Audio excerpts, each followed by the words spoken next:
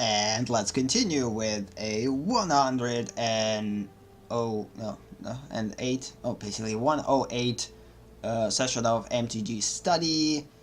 Again, my name is Alex, and yeah, let's just continue with the theme of today's second part of the session is Path to the Best of 3, which is the weirdest name ever, and it's pretty hard to pronounce it quickly. So, yeah, so let's just start. So I actually have a quest on 750 gold here, 750 here, well, there's a lot of things, so I still opening packs after update. I open only probably one double color deck. I don't know how many of those are left. I guess we will figure this out. So let's just check this out and continue. I don't know how many works good.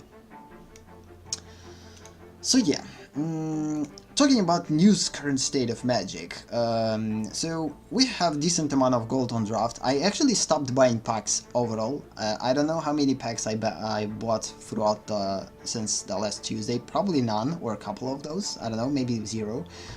So I decided that screw buying packs, I'm going to earn gold only for freaking stupid events and learn how to play, because for me personally, I get tired of building the decks at this point because I build so many decks, they're not effective, and I'm getting super frustrated every time that my awesome decks are not working. That means that they're not awesome apparently. So either way, let's just go. So go. So what we're going to do? So since this is the best of 3 and path to the best of 3, we're going to focus on best of 3. So the deck that we are going to play for best of 3 is going to be a Color Seekers. So we already played the Color Seekers in 100 sessions, I believe, probably, or the before 100 session. We tried to rebuild this deck in a little bit different way by adding a lot of artifacts from Kaladesh. So basically this deck is still pretty weird. I created sideboard for it today. So in most cases this deck works with producing basically artifacts, different type of artifacts. I don't know, it's a weird deck, but I believe it kind of has its own thing, and hopefully it's going to work in best of 3. So one thing that I did, I added what I added here. Actually the deck itself didn't change. I didn't change anything from the last session. One thing that I changed, of course, since this is going to be a best of 3, I added a lot of variations to this deck that could make this deck a little bit different. So I added this thing, which will basically allow us to reproduce topplers each time that we're casting an artifact spell, which is pretty cool because we might cast artifacts for 0 cost, and it's basically will produce a lot of topplers, which is pretty sick. This is just to create topplers and of course to basically a little bit more aggressive way of attacking. This of course allows us to basically draw a card for as long as with an artifact, which is pretty cool. This is one of the things that basically we're good at here. So again, for now we're going to stick to the regular thing, because I still don't know how it actually works, so the regular build. But since we're going to work on with best of 3, sometimes we're going to adapt based on, of course, the deck that we're playing against. A lot of these cards I actually didn't own. I didn't own Golden Guardian, so decided to actually use a lot of wild cards that we have. What else I bought or just trade? Yeah, we got both Tezzerets from M19, which is one of the things that I want to talk about today too. Like how I feel about M19. It was super quick. I mean, after Dominaria was released and then after 1 month or a couple of months, M19, it's too fast. I hate when Magic produces sets on such frequent basis. It's basically driving me crazy, truly. I didn't have time to basically adapt to Dominaria, and then they launching another thing, which doesn't have anything complex. It's not necessarily it's a regular set. It's kind of for the most part for the casual players, I guess, or for the players who just begin Magic and start with Magic that doesn't have a lot of new mechanics, in most cases already existing mechanics, but still it's kind of a weird thing, but we're going to talk about that later. Yeah, I added in sideboard 2 additional copies of Ballista, which I see a lot of people are doing. They basically adding 4 copies of Ballista in their deck. We have only 2, and I believe it's enough. But if we're going to see that some of the cards are not playable in this format, we're going to change. So yeah, I guess this is the only thing that I'm going to like right away change if we're going to lose constantly. But either way, let's just go. So yeah, best of 3 called a competitive play, which I had no clue that this is actually it. I guess they have to add actual explanation what it means, because I thought, oh, free to play and competitive play, so basically free to play is without a rank, and this is a ranked play. But it turns out that free play is a regular constructed 1 match, and competitive play is basically a best of 3, as I properly understand. So I guess we're focused on that. Of course, we have enough gold to actually go into the draft, but this is something that I'm going to keep away from for now. So we tried draft, and I was completely miserable in it. So, and it doesn't mean that I'm not going to play it, but we're going to play it less. So yeah, let's just start. So yeah, we chose our color seekers, and hopefully we will play a lot of things. The problem is we're not going to be able to utilize many quests, because a couple of those quests kind of force us to play certain type of spells, which we don't have. And of course, search right here is not that successful, because I don't believe that like a lot of players actually have time to play 3 matches in a row and stick to it. And because of this, I didn't choose a to create a new deck. Usually I'm sticking to 5 color decks or basically super complex decks. But for this format, it's not going to be the case. Okay, this is actually pretty super awesome hand. We're definitely going to keep that one. So this is the indicator of best of 3. If you're actually going to see it, I don't know. Hopefully you see it. So under basically a RPG, we have one thing, the other thing, and the same for the opponent. One checkbox and the other checkbox. So we can play every land that we want here. But let's just reveal that we might have a counter spells here and bluff into a counter spell thing. One of the coolest changes, of course, now we able to choose the graphics, which is pretty cool for our profile, which is one of the coolest things that they added. Not that many of choices, but still pretty decent amount of choices for free to play, I guess, which is pretty cool. And it's pretty easy to do that, which is a kudos to them for making it easy for us. Okay, well, in terms of the creature type, I'm actually going to keep that one for later. We might actually choose an elf, because we have an elf that we might play. And for now, let's just stick to something that doesn't have any elf things to it. So yeah, so for now, we're probably going to search for... I actually need to think what we need to search for. We have red, we have blue. Usually we need all colors. We're definitely going to need black at some point, so probably black is going to be our first choice. Oh, we actually have only 3 colors in here. I mean, we have more than 3, but in terms of the basic lands, swamp. Goodish.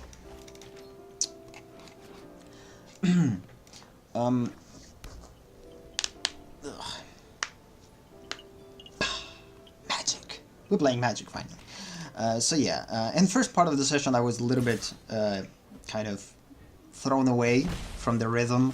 I don't know why, maybe because maybe because it's just hot. Enters the battlefield. Oh, damn it, this is not good.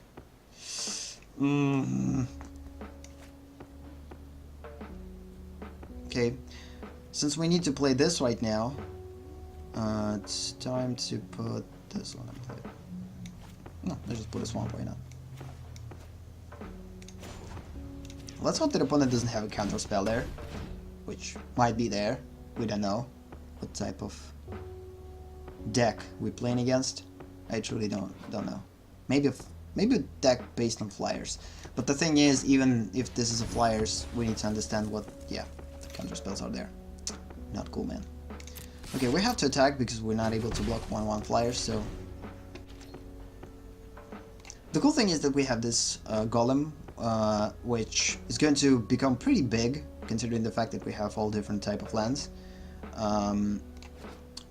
So now we just need to choose a proper time to play it, and hopefully not get a counter spell. As a... I probably should... Nah, I probably shouldn't risk playing this guy. And instead, we probably should do this first. Then try to put this. Hopefully force opponent into a counter spell. And then put Trove of Temptation. That was probably a proper play. Kinda missed it. But then, again, opponent allows us to do that, which is pretty cool. That means that we're going to put this thing in here, and it's sack. And we're going to keep...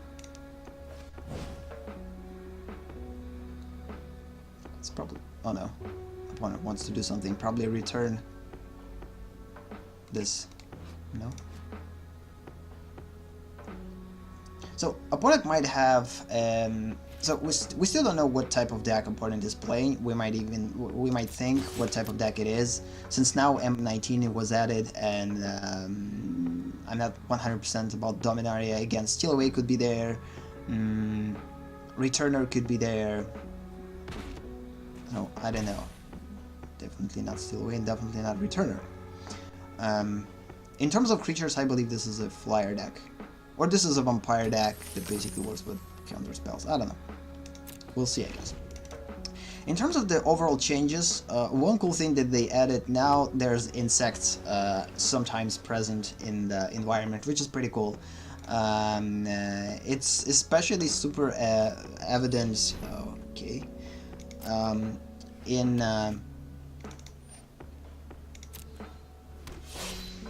one of the battles, in one of the fields. I don't remember, on the Amonkhet field, there's a scarab running constantly there. That was fun. I guess we're going to see it at some point. Okay, it's pretty bad. Opponent continues to focus on attacking, and we are in freaking trouble. So yeah, let's just choose a elf, because we definitely have an elf here that we might... Okay, if I'm going to play Tezzeret 100%, the opponent is just going to counter it. The same might happen with the Amalgam. So because of this, one thing that I will play is this. Hopefully opponent, even if opponent is going to counter it, it's somewhat acceptable. Not necessarily 100% acceptable, but somewhat acceptable. It's better than lose this or this. So now it all comes down how we're going to play things. And to timing, because we're losing time, and by losing time, we're losing time to utilize everything that we have, because opponent has a flyer and we not. An opponent might attack each turn, and that's a problem. Okay, opponent doesn't counter that, which is pretty cool. Just looks through the library. Check the sound again. Somewhat acceptable. And sound works. Pretty cool.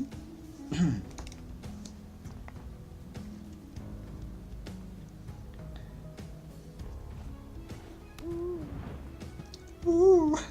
That was pretty sick. That freaking means that we'll be able to put this one in play, which is pretty sick. Or not. But why?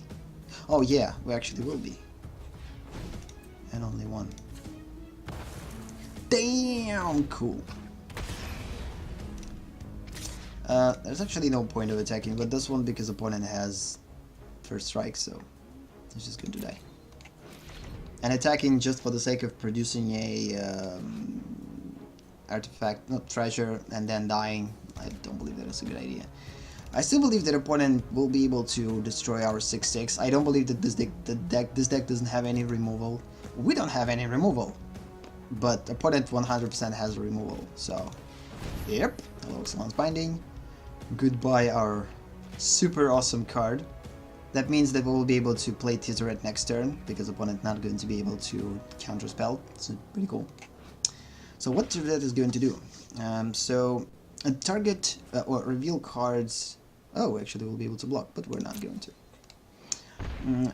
reveal cards from the top of your library until you reveal an artifact card. Put that card into your hand and the rest on the bottom of your library in random orders. With -3, target opponent loses life equal to the number of artifacts you control. Kinda cool, but not now. And gain control of all artifacts and creatures target opponent controls, which is not a lot. So yeah, this Tezzeret kind of pointless at this point, unfortunately. Okay then, so let's just then play Tezzeret. That's it. So we're going to place... It's actually a bad idea. Of course, we're going to go with +1. We need control. Okay, cool. At least we got something. Yeah, I wish the defender actually had flight. It would be much awesome, much easier, much cooler.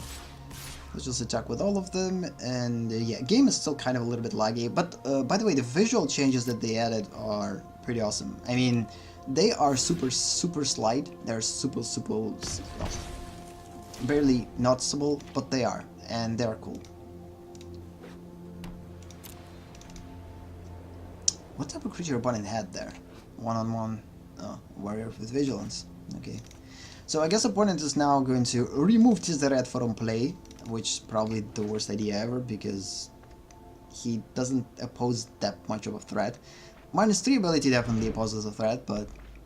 Okay, now we're forcing opponent not using counter spells, but instead focusing on removal, which is a good thing for us, because it will allow us to do that. Whenever a non-token artifact is put into graveyard from the battlefield, return that card to your hand, unless target opponent has PS Revolution, deal 3 damage to them. This is pretty sick, but the thing is, right now, I guess it's better to play this because it's bigger, and it's better. So, first strike, whenever it enters the battlefield, target opponent may have you draw 3 cards. If target player doesn't, put the top 3 cards of your library into your graveyard. Then this basically card deals damage to the player equal to the total convert mana cost of those cards. So yeah, let's just do that.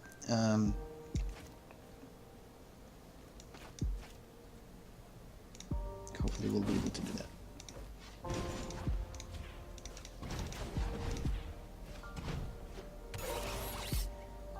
So let's see what opponent will choose now. I thought that they actually will remove scroll, and they actually removed scroll from most of the cards, but in some cards scroll is actually present. So we still have to scroll in certain cards. Oh snap! So we lost Tezzeret. We lost this. Oh no. Yeah, opponent lost a lot of lives. 5, 3, 3. Cool. Pretty sick. Just continue attacking them. Because right now we have to push. One of them will die. And I guess opponent will decide to kill not a flyer, which is actually better. We still will be able to replace this artifact on a different creature. And I guess it's going to be this one. Pretty cool. So far so good. We might win that one.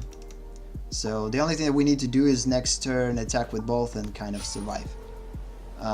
Unless opponent is going to pull something crazy and we're done. Like remove all attacking creatures. No. Or return 7/6. Destroy that creature with power 3 or greater, scry 1. Okay, it's pretty bad. But we still have more possibilities, because once we will do that, it's actually a good thing. Because of this, I might probably, like, went too fast. We probably should play PS Revolution first. Okay, enchant artifact you control, the beginning of your upkeep, created copy, that's a, oh snap, this is definitely something that we want to keep. So because of this, we're going to hopefully lure out of the opponent's hand a counter spell with this. I believe opponent will counter spell this, and then opponent isn't going to have anything to counter spell, and we have 4 mana exactly to use something much better. And then we will start reproducing these guys, which will make things super awesome. We'll be able to block, we'll be able to attack, and at some point we're just going to win, so good. Perfecto! Yeah, we're not going to attack. We don't want to lose it. The only problem though, opponent of course could remove our burb from the battlefield pretty quickly. So at the beginning of your upkeep, create a... At the beginning of our upkeep, unfortunately, so... which it was each upkeep, but it's still kind of cool. So of course right now the only thing that could save opponent is removal, that could remove our thing. You gain 2 lives. Okay, it's cool too. With Darwin, opponent will basically constantly will make our flying creatures, at least one of them, -3. It's not going to reason to attack with only one creature. So hopefully we're going to get some type of damage dealer. I don't have that many of those though. Okay, opponent doesn't have anything.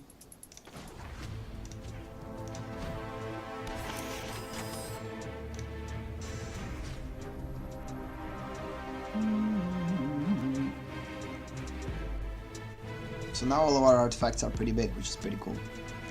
I'll just put this thing in here.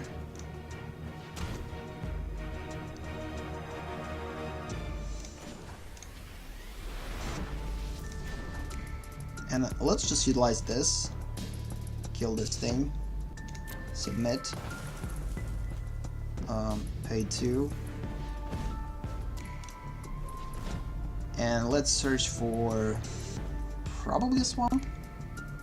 We don't have any double swamps. We already have 2.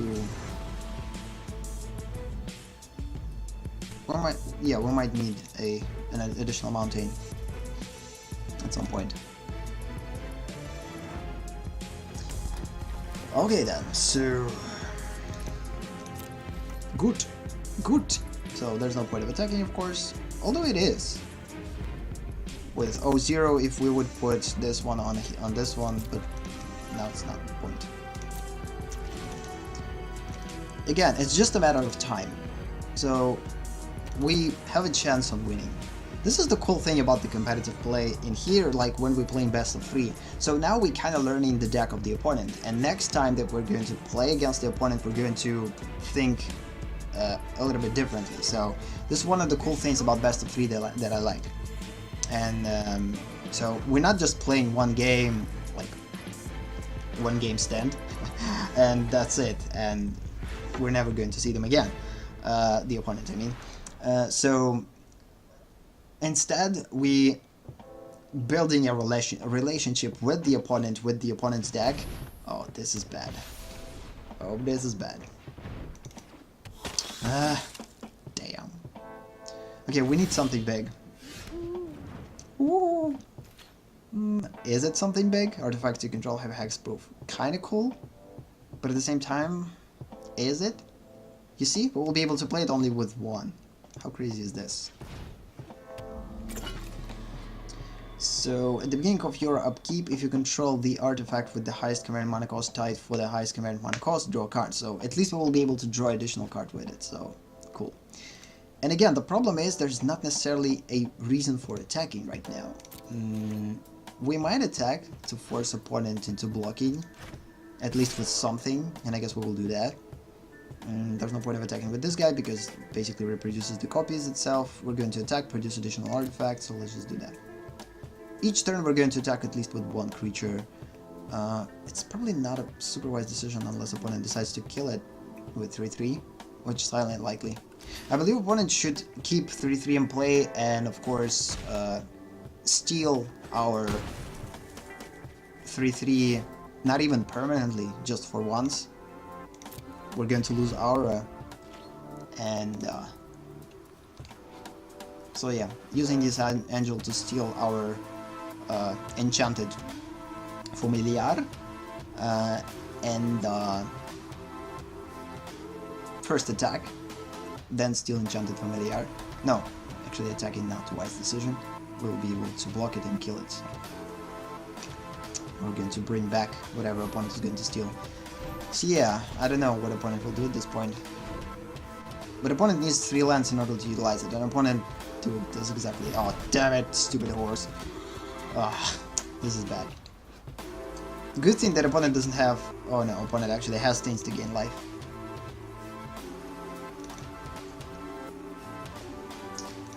Okay. Nice, nice, nice. It's actually a nice game. I mean, it's a pretty cool game. We had a pretty decent chance, but now we kind of used all of our awesome cards. Not all of our awesome cards, but most of them. We still have a chance though. I wish we had this one in play and put an enchantment on it. It would be crazy, opponent would die right away. So again, the mistake for this game, I guess, that I made, the biggest misplay that I made, was in the fact... Oh, we're actually winning. Why opponent tapped it completely? Good game. Opponent actually had a chance. I believe that was a mistake. Good game. So yeah, this is not the end. So ideally right now we have to... Yeah, we have like 2 minutes to choose a side, to change a sideboard. This is the first time that we're doing this. So one thing I believe that we definitely don't need is this Tezzeret. It's not working here. Instead, let's just put different type of Tezzeret, and it's probably going to be this one that creates a draw card, kill 3 or more artifacts. Yeah, because it's overpriced and it didn't give us anything. Draw a card until next turn. Target artifact you control becomes additional to the other types. Kind of cool. But a number of... No, let's just put this one. It's a little bit cheaper. And other than that, I believe other cards are pretty cool. The only card that didn't work for us was Tezzeret. The rest of the cards are kind of worked perfectly. We get mana out of this. It's pretty cool. Yep, submit. And second part. So hopefully we're going to win this one too, and that means that we're going to win the whole best of 3 thing. If not, of course we're going to go into a final showdown or... Okay, this is pretty bad. I mean, we have only 1 mana, but if we're going to get additional mana, at least we'll be able to place a Reacher. Opponent doesn't have that many flyers. They are there, but they're not that many. And opponent is pretty slow. And opponent has counter spells, so we actually have time to kind of build. So I guess we're going to keep it. It's pretty risky hand, but now knowing the opponent's deck, we actually have a chance.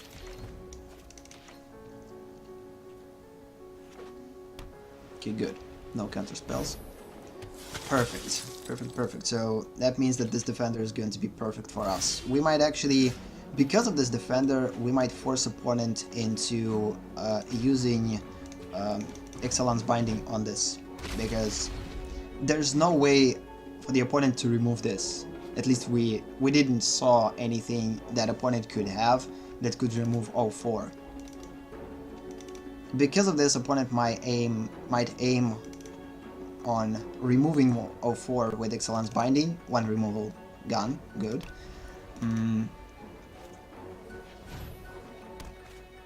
Good. It's still fine. We'll be able to block. Opponent is not going to attack. Why? Unless opponent has a plan of bluffing and making it bigger.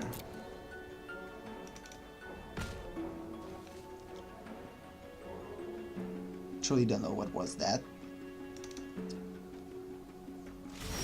Okay, that was just a bluff. Okay, good. We're going to get energy counters that we'll be able to use on any mana of our choice, which is pretty cool. So for now, let's just put this one in order to kind of create this way of drawing additional cards for us personally. And considering the fact that we have 2 additional copies of it, and we have more than enough lands, it's kind of cool. So 2-3 we're going to block, of course, small creatures, and 3-4 we're going to block with 04. Hi there, Chewy. How you doing? How's your day or night? Where are you from? We're having fun with best of 3. This is the second time that I'm playing best of 3 overall. I mean, okay, so we know that opponent has a lot of counter spells, so that means that we need to put everything in play that we can that opponent not going to be able to counter. But also we know that opponent has at least 2 Excellence Bindings. That means that whatever Planeswalker that we're potentially going to put in play is going to be removed from the game. So we need to play expendable Planeswalker. So thinking about expendable Planeswalkers, they kind of both expendable. So what Planeswalker is least expendable? So, okay, right. 1 damage to each opponent, create a token that's a copy of target artifact, blah blah blah, cool. And search a library, yeah, she's a little bit more expendable than Karn, because Karn at least will be able to produce creatures for us that we might use in combination with multiple artifacts. And so yeah, of course we're going to pay energy counters to use all the mana that we need. Okay, red, and this. Of course there's no counter, unless we're in a different era, where at least one card I remember white and it's able to counter. Okay. Yeah, we don't need to create a copies. Let's just go deal damage. Let's just go with deal damage. Genius is as genius does. Genius is. Okay, this is pretty cool. So I guess we're going to keep it. It's 3/2. It reduces the artifact costs. Not probably the best thing that we could choose, like, but we don't know what's there, so there's no point of attacking yet. We're going to wait for something that's going to give all of our artifacts +1/+1, and then we will start attacking. Oh, okay. Hello, card from M19. Attacks, create 2 white cat creature token with lifelink that are tapped and attacking. Oh yeah, I remember that one. It's pretty bad. It's pretty bad. Skibidi papoom. Am I? I'm not like super aware of metagame. Because of this, I might made a pretty bad decisions. Okay, we need to think. So the cool thing is that opponent doesn't have any blue lands, and this is a good for us because it will allow us to kind of put things in play without being afraid of putting them on play. So let's think. We're going to use 3 mana to put this one in play. It's going to reduce the cost for these 2, and we will be able to play at least one of them, which seems better to basically put those in play. Although ideally I would basically place a Karn. So we kind of have a decision. Either we're placing a Karn in play and we start utilizing its ability, or we're putting this in play and then putting one of those guys and adding additional land. I guess we need lands more than anything at this point. Yeah, let's just do that. We need lands. At this point we need lands more than anything, so let's just do that. Putting this one in play. Putting this one in play. Searching for a... Okay, where do you have swamp? We need either something red or something blue. We have an equal amount of red and blues, but blue cards we have more. So because of this we need to take an island. So let's just take an island. It's going to be fun if the next card that we're going to get is going to have red in it. So I'm going to cry. Okay, pretty cool. I mean, if we're going to put it in play, we got exactly the card that we need. Yeah, let's just keep it, because it's going to protect all of our artifacts from removing them from play. That way opponent is going to focus his removal spells or her removal spells on our planeswalkers, which is the thing that I want. I want to like distract the opponent into focusing on planeswalkers instead of focusing on my creatures or on myself. So kind of the thing. Okay, oh hello Ballista. We have that one too. 2 copies and another 2 copies in a sideboard.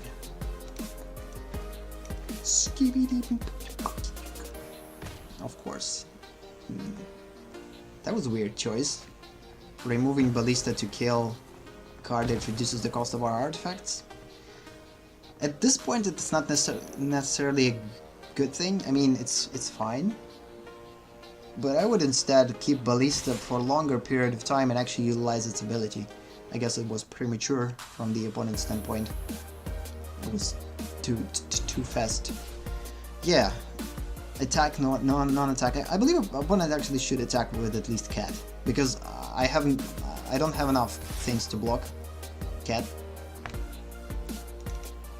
Question is, should I block? I'm definitely going to block 3-2 with 0-4. I might sacrifice 1-2 to block 4-4. And whatever these cats are going to deal to me or to a planeswalker. By the way, who these cats are going to attack? Creature token. Oh yeah, the planeswalker. So automatically, I guess. Cool. So that means that are they going to be removed or not? No, they're actually not going to be removed. So yeah, we're going to kill one of the cats. Each of us are going to get a card, which is pretty cool. No. Going to block this one, and this one, and this one. That way, we might utilize. Yeah, the longer we're going to keep her in play, the more opponent is going to choose her, so it's better to actually do this instead of killing one cat and saving this one and losing 4. Yeah, we don't have that much time. Ugh. The problem with timer in here is pretty annoying. I mean, super fast. I don't have time to think usually. I have more. Wait, I need more time to think usually. Okay.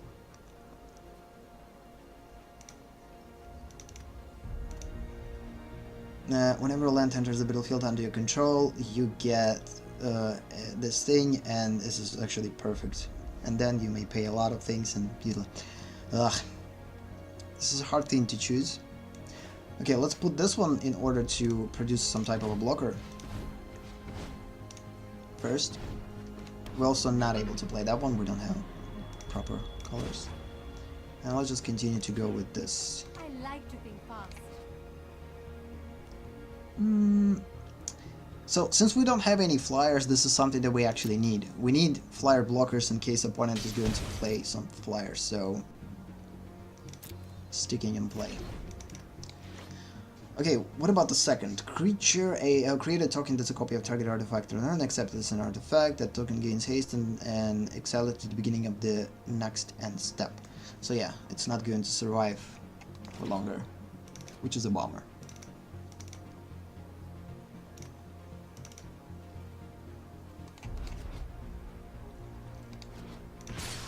Okay, opponent decides to probably.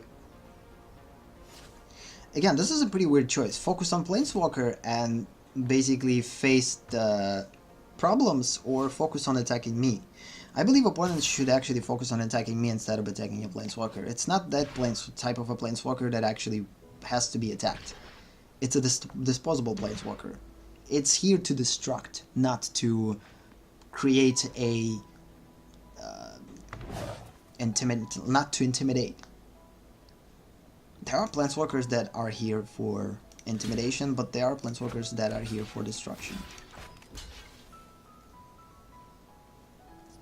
Yeah, we'll continue to kill those guys. And we will allow opponent to kill our planeswalker, I guess. Because right now the less cats opponent has, the better for me. Because, I don't know. Or not. Because I don't want to lose any of these guys, truly. I'll just accept that. We're going to draw a card. Opponent is going to draw a card. It's not necessarily a good idea to give opponent cards, but it's kind of, again, the cool thing about this card that it kind of speeds up the game, which is one of the coolest things. And we would lose this one either way. You just gave me an idea. Good. Do not mistake grace for weakness. So now the problem that we're facing, that opponent 100% has a counterspell, and this is a big problem. So yeah, we might actually draw an additional card, or we're not. I don't know how it works. At the beginning of the highest converted mana cost, tied for the highest converted mana cost, draw a card. Did we draw a card? Okay, we have a land. It's not the proper color. Oh, snap.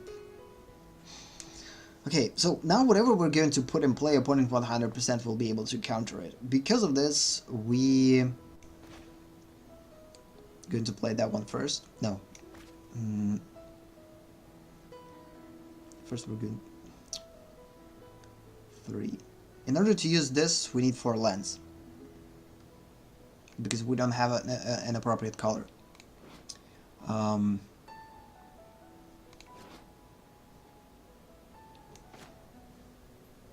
Okay, let's try this. No, no, no. Again, 100% counterspell there. Like, I don't even doubt this, so...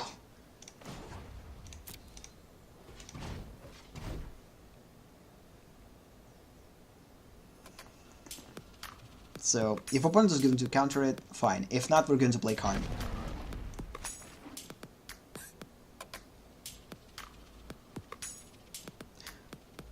Or we might play this one. It's super risky to play it because opponent 100% is going to counter it. And I also want to keep Flyer for later. It's one of the cards that actually will allow us to kind of give us a win. Okay, let's just play Flyer. Since opponent decides not counter this, opponent might not have counter spells against creatures. And if opponent is going to counter it, it's fine. It's not that big of a deal. We have an additional copy of it. Again, we have multiple choices. Okay, good. Good. So that means that we have Karn. Next turn, I want to play Karn first, and then I'm going to play that one. And hopefully opponent is going to counterspell Karn and allow us to play this.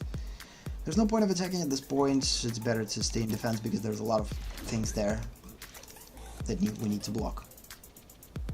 So one of these guys now we're actually able to sacrifice in blocking a 4/4. We might even block with these two guys, say cat 4/4, which might force opponent not to attack with the cat.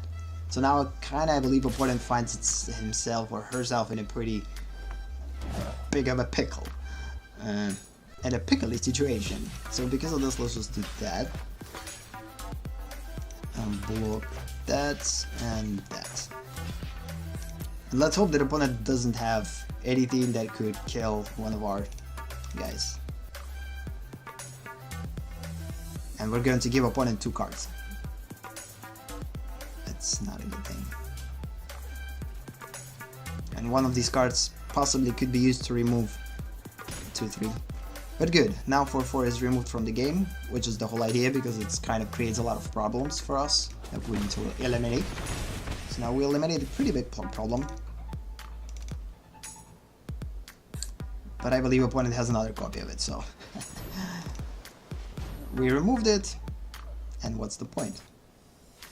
Oh no. We remember that opponent has the stupid horse, which will create a lot of problems for us, so... we need to make sure that we have to go super fast right now. Okay, so come on, let's think what we're going to do right now. So let's go with just putting in play like random things and force opponent into blocking or counterspelling. So let's see what opponent decides with this. Again, ideally we would play a Karn, 100% opponent is going to counter it, and then we will play that one. And hopefully opponent doesn't have enough mana to counter it. But if we're going to play this one, then we will put another land, we're going to play this one for free. And then we're going to play this one, which 100% opponent is going to counter that. Like, I don't have any doubt that opponent is going to counter that. It's just like 100%. Because this is better for us. Whenever you play a land under your control, it's much better. So yeah, because of this, let's just play. Oh no, we chose the wrong land. We chose the wrong, well, whatever. So yeah, target spell, it's completely fine. And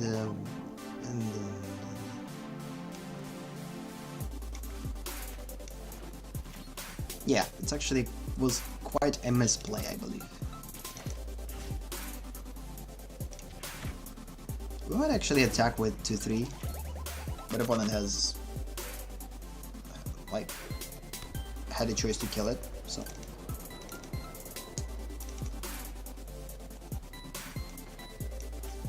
Yeah, I messed up with this one, forgot that we need 4 lands to utilize this. But still fine.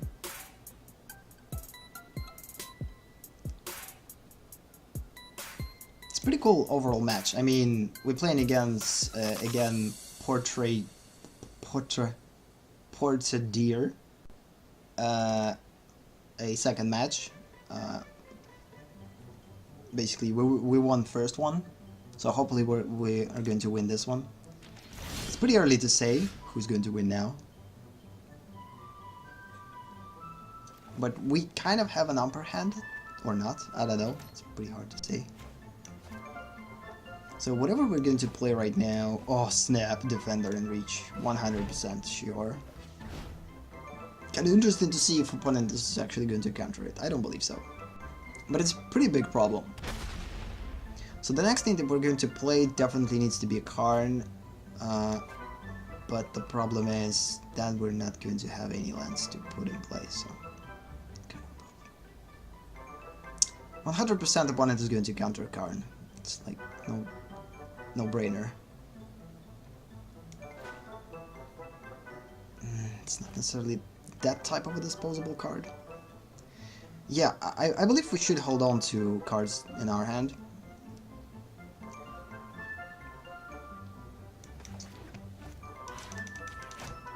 Yeah, let's just not play anything for now. Because 100% whatever we're going to play, opponent is going to counter it. I'd rather play 2 spells per turn and force opponent into kind of double counter. Or using counter spell and then allowing me to play a second type of spell. So right now we entering the phase of the double play, which means basically for me personally that now we're going to utilize multiple combinations of cards per turn in terms of a play. So we will try to play 2 cards per turn. Because of this, we're going to skip 1 turn and then in the next turn play multiple cards, hopefully. Okay, the opponent still has kind of the ability to counter a lot of things. It's a problematic thing. Okay, so okay, it's time to play Karn. It's time to play freaking Karn. And losing it, basically. Unfortunately. And let's hope that opponent is going to use something with triple mana. Oh, this is bad.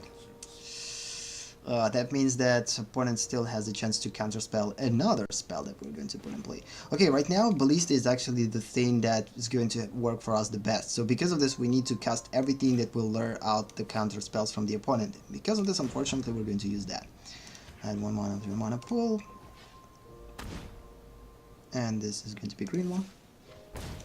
And then tap these 2 guys. So 100%, or not 100%, but there is a big chance that opponent is going to counter that one too. Hopefully it's not going to be the case. Please don't. Please don't count that.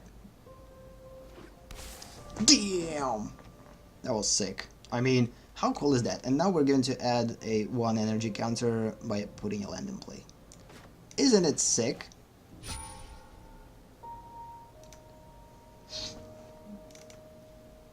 So yeah, this deck is actually pretty cool. I mean, I dig it. I dig it a lot. It's a weird that opponent actually allows us to put this one in play. There's no point of attacking, sticking to defense. Unfortunately, this is not necessarily an attacking deck. I mean, we don't have that many attacking cards in here. In most cases, we play in defense until we're going to get to a certain point when we will be able to utilize cards like this, which will provide us with attack. Opponent decides to give up. Cool. Good. So, overall we won 2 matches. Pretty cool. And we spent on it 50 minutes. But it was awesome. I mean, both of these matches were awesome. I like them. They're pretty cool. I mean, had a lot of fun. it kind of means that we're probably not going to play another match, because if we're going to go in another best of 3, it's just going to take another 1 hour. Because of this, I guess let's just play one match. We have like about 10 minutes. So yeah, let's just play one more match, and the match that we're going to play is going to work with, like, we need to attack with creatures, we need to play blue and black spells, and green and blue. So that means we need to choose a mono blue. So yeah, let's just go in a regular 3 play, choose a mono blue deck. Let's just choose with M19, why not? Kind of new decks. So with M19, after we get through a player experience, or so-called tutorial, we got 1, 2, 3, 4, 5 decks with 5 matches, and then we added, like, we got another deck with history lesson, which I actually don't know what this deck is. But again, we need to focus on one color right now, so let's just play Arcane Inventions and kind of learn M19 cards overall in decks. So yeah, I guess now, since we're not going to focus on some sort of a competitive play, it's time to talk about the hesitation that I have right now towards Magic at some point. So again, I already expressed my thoughts about, like, the problem of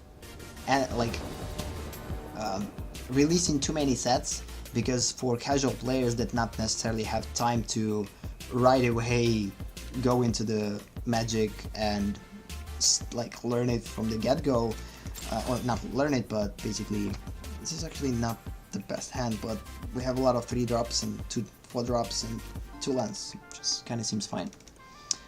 Hopefully it's going to work. So yeah, and basically the thing about Magic at this point that I have, and I have no motivation to collect cards, like, truly, because usually you have motivation to collect cards if you have not that many sets to work with. Like, if you have like 3, 4, maybe even 5 sets, it's somewhat acceptable to buy boosters for all these sets. So you have a choice, you have at least a couple of sets that you like prefer the most, and you're going to focus on those sets, and etc. So there's a level of control here. But once we passed a 6 sets mark, like 6, even after 5, it becomes pretty hard. So for instance, right now, after we finish the game, we actually want to check how many enters the battlefield. So opponent 100% has a counter spell. Because of this, we need to be super cautious. By the way, what the heck with the contrast of these cards? You see, the contrast for these cards is pretty dimmed. It's like it's not. It's like in a shadow, like they're in a shadow. It's not the case. No, it's actually the case for everything. It's weird. Okay, we have 2 copies of those. If opponent has a counter spell, we might lose one of them. If not, we're going to produce a top tier, which is cool.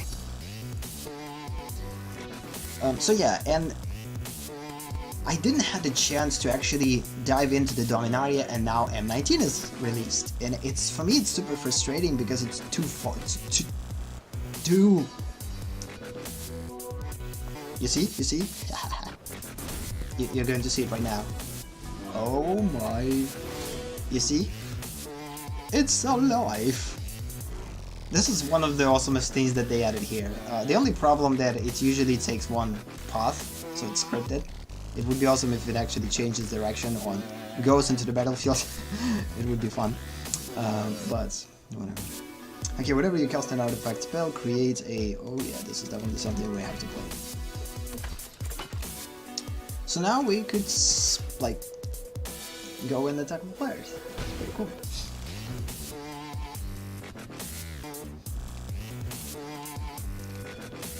So yeah, and this is one of the things that I have trouble with keeping up with the sets. And I get that Magic has to create like sets, and like the more sets they create, like I get that the main audience or the core audience for Magic is 100%. Please don't. Yes, good. We have only 1 copy of this one, but we have multiple copies of this, so I wouldn't want to lose the ability to cost another Pioneer. So.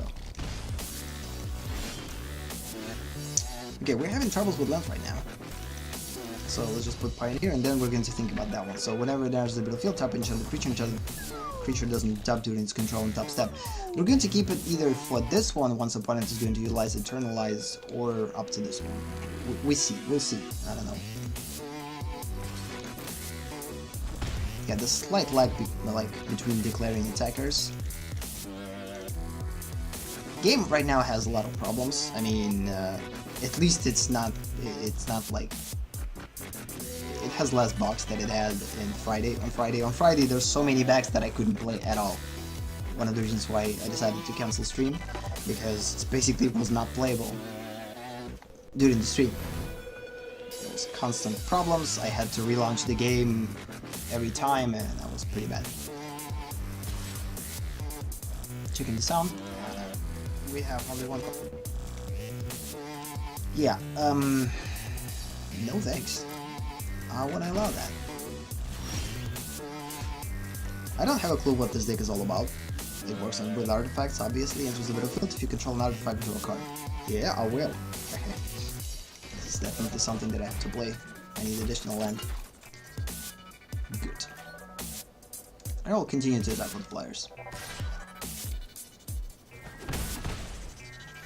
I could actually attack with pioneers, but 1, 2, 3, 4, 5, 6, 7, 8. So 2 permanents more. Opponents. This one gets +3, which will make it super big. It's not a good thing.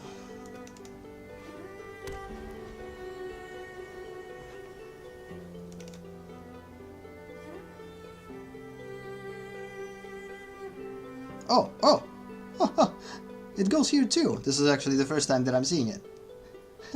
So apparently it goes there, then it basically moves here, there, and then it basically gets out of here and makes the same path but on the other side. For those who don't like insects, it's pretty bad. I guess this is a scorpion, or it's not necessarily a scorpion, this is a scarab, I guess. Okay. Opponent removed one of our artifacts. So now we will kill that one. Seems a good decision. And we're going to allow 2/3. So now opponent as for 4, that we're basically going to put this one on, or not putting as long as you control blue. Yeah. Let's just restrict this guy. And attack with all of them.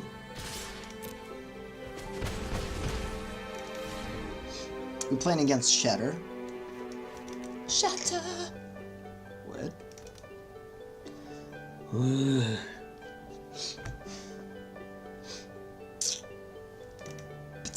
Yeah, this is our last game. Like a couple of minutes left before the stream, before the ending the stream.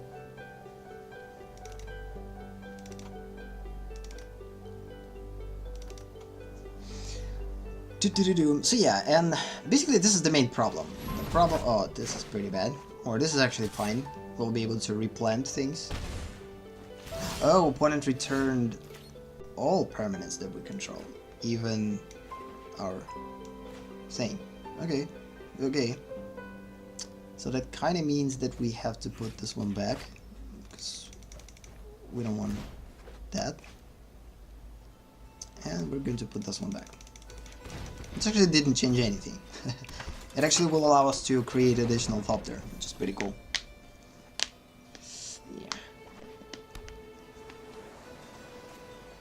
Yeah, I guess mistake that opponent made is taking this one with Excellence Binding instead of keeping that one. Considering the fact how game panned out, it would be my smarter choice to take 1/2 with Excellence Binding. Okay, so now opponent potentially could have a counter spells. Because of this, we need to be cautious and play only one. And the next thing that we're going to play is just going to be this Golem, because again, if opponent is going to counter it, it's fine. It's not something that super crucial. Good. Good. Yeah, unfortunately we don't have additional lands to play this 5 guy, but Guardian. Yeah, and one of the awesomest things that now they added, now lands are tapping much faster if we're working with them manually. Before that, manual land tapping was super like painful. I'm pressing land, it's a lot like crazy delay before the tap. Right now, I'm going to click, click, click, click, click, and they're going to tap one by one right away, which is pretty cool. This is something that they definitely improved since the update. There's a lot of changes when it comes down to the update, but most of them are like small cosmetic changes, not necessarily 100% like noticeable. And considering the fact that I already kind of I'm a pretty adaptable person. I mean, I will adapt to anything. I will adapt to playing a bad game, and I'm not going to notice any bad things into it. Because I'm going to value something different. Besides, like, I could play a game with the horrible visuals and still have fun playing it. So I'm not that, like, I don't know, cheap on aesthetics. I mean, or the opposite of cheap. Yeah, we're losing. We're losing no matter what. No matter what we're going to put in play, we're losing. Yeah, you see? That was pretty quick.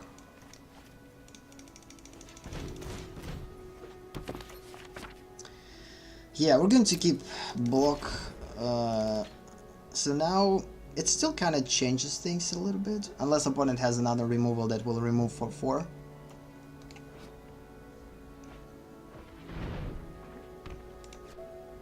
So, opponent probably not going to attack with Griffin. Oh. That's what this is.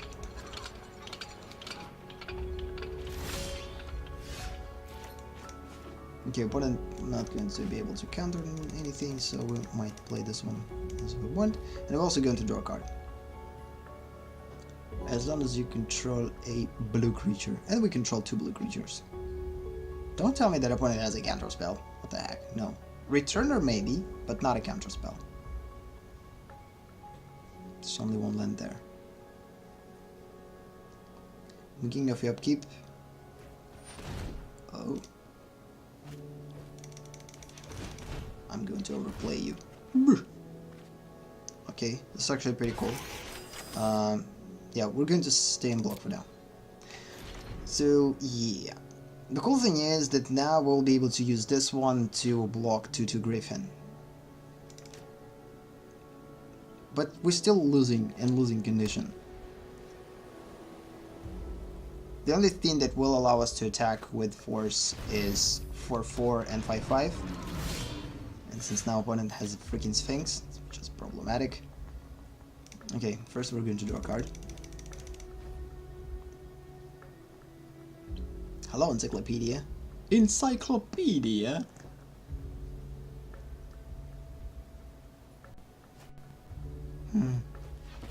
Yep, but opponent is constantly going to prevent us from doing that. It's pretty annoying. Ugh, yeah, there's no point of blocking Sphinx because opponent is just going to counter that, so. Countering Return. If we're going to attack with this one, opponent have 2 choices. Actually, 1 choice. Block with Sphinx or not block at all. I guess let's just do exactly that. Because whatever. I mean... Oh, interesting. Oh, that was actually a mistake. No, it's not. No, it is, because opponent is going to make 4/4 unblockable, and we're losing.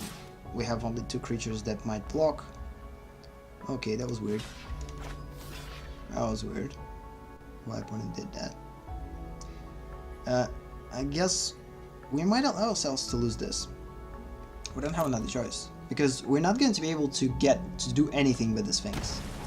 And we need to kill it twice. So that means that we have to do it that way. The second time, so right now opponent kind of have like forced to play Sphinx instead of playing cards from the hand. Okay, pretty cool, pretty cool. So at least we have a lot of lands. So let's hope that we actually draw something other than land. Damn it. Of course we are. Ugh. So doesn't adapt during its control on top step. So again, becomes target of spells or abilities for the first time each turn, counter that spell or ability, which is kind of a bad thing. Okay, so the only thing that we could do at this point is wait for another thing like it that could potentially target Sphinx and hopefully put it on Sphinx. Besides this, we will continue to attack with 5/5, no matter what. Or not. No, opponent's just going to do it 5/5, yep. And it's kind of problematic. So, I guess we're going to lose either way. Yeah, we're going to lose either way. Like, truly. We have to block at least one creature in order to not lose. But we're still losing, because opponent is just going to make 1/1 not blockable, or not attackable, or how it works. Target creature can attack or block, and yeah. And goodbye 1/1, opponent is just going to attack with 5/3, and no, we're actually going to be able to block 2/3. Oh no, we're not. So now, no, we will be able to block 2/3 with 1/2. Opponent will make a 5/5 blockable. No, opponent decides not to attack with everything on. Okay, that was a weird choice. I have a small choice. Super small choice. Hopefully get something that could remove Sphinx from play. Return target permanent to its owner's hand. Damn it! Ah. It would be awesome if we had this one, we would return.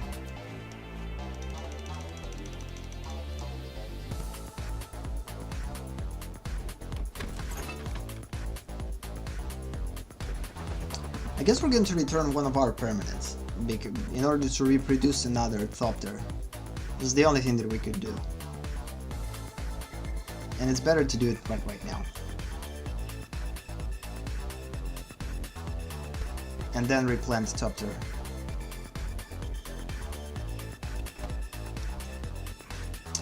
No. No, we have to. But we're losing either way. But I kind of want to find a way to survive though. And kind of pass the time. Shoot, finish already. Boom. And replanting it. Just for the sake of putting additional Thopter in play. Because we can't do anything else, unfortunately. And this is it. And we will try to attack with 5/5. Although opponent again is going to prohibit us to do that. The cool thing is that... Okay, now let's see what opponent will do.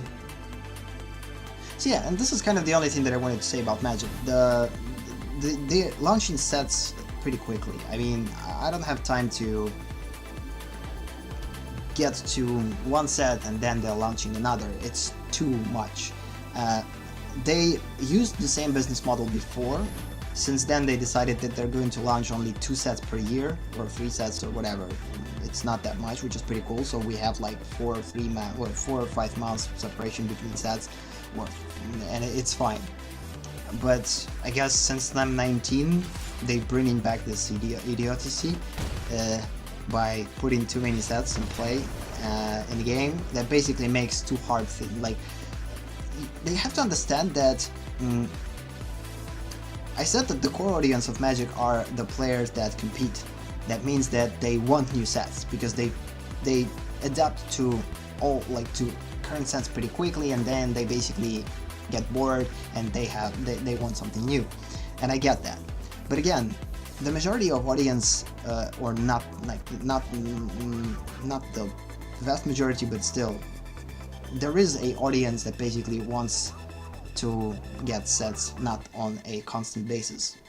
We need time to kind of adapt to this set in a normal way, not being forced to go through it like 100% like right away. I don't know, it's just me, because again, I guess if I play Magic on a constant basis, I mean like 24/7 every day as I played before, I would definitely would be interested in more sets.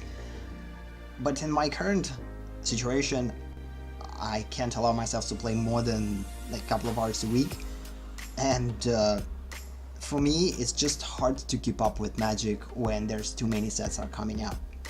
I don't know, maybe I just have to use time efficiently then, to basically spend first week and all these hours to actually study the new set, figure it out, quickly adapt to it, and then just play it. Because since I get back to Magic, I never saw all cards for Revolt. I never saw the whole set of Dominaria, truly. The only set that I'm familiar with, kind of somewhat through the Magic Arena, is Ixalan. Let's just go and purchase packs and see. So yeah, how many sets we have? 1, 2, 3, 4, 5, 6, 7, 8. Oh, come on, like, you serious? Even like with adding a Dominaria, it already started to feel like there's too much. Like 6 sets, it was manageable because I knew Ixalan, I knew Ralphus Ixalan, they're pretty like similar. Hours of Devastation and Amonkhet, kind of too. Ether Revolt and Kaladesh, yeah, I don't know. But again, I guess this is just a personal thing. I mean, for some people, it doesn't seem like a lot. But for me, and this is a freaking closed beta, and we have already 8 sets, and we're definitely going to have a lot of people who are not going to like this. Because they start a game, and they have to gather how many sets like right away? Like collect 9 sets, 8 sets? And I guess at the time that Magic Arena is actually going to be launched in open beta stage, we're probably going to have at least 2 more sets, or at least 1. And there's 9 sets. Isn't it too much for the beginning? I mean, it's definitely isn't too much for the beginning. And I get that they will rotate, so there's going to be a rotation where they're going to get rid of Kaladesh and Revolt, and there's going to be Amonkhet, All Light, and etc. But again, ideally, it will create another frustration that why would I collect all these sets if I'm not going to be able to play them then? So right now, the biggest question for the Magic, I guess, is the frequency of producing new sets and adapting them to Magic Arena through the rotation, and make it that way